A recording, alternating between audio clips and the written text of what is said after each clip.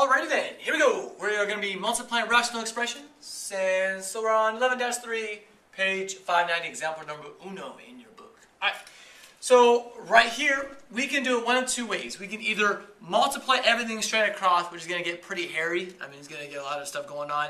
And then we can simplify.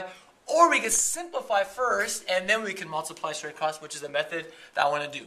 So check this out. We want to go ahead and reduce or simplify things that are the same on top and bottom that we can divide. So check this out.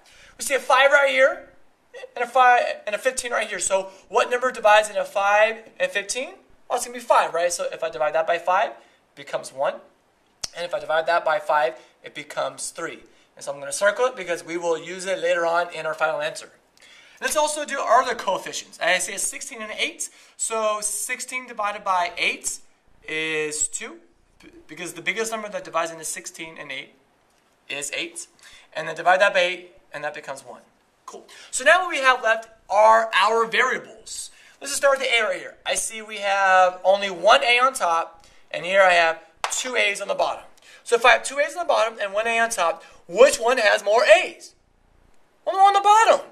And so we subtract these two numbers. 2 minus 1 is 1. And so that's why there's going to be a 1A left down on the bottom. So that will cross out, and we have 1A left. So we're going to use that A right there. Now check out the B right here. We have 3 B's on top and 1 B on the bottom. There's more B's on top, so we subtract 3 minus 1, which is going to give us then, oh, there we go, 2. Ha!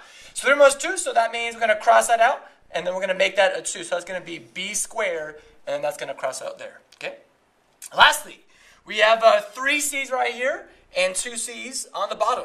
We subtract 3 minus 2, which is 1 left. And it's going to go on top because there's more C's on the top. So and it becomes a 1. So now that we have all these crazy circles, now let's all put it together. Okay.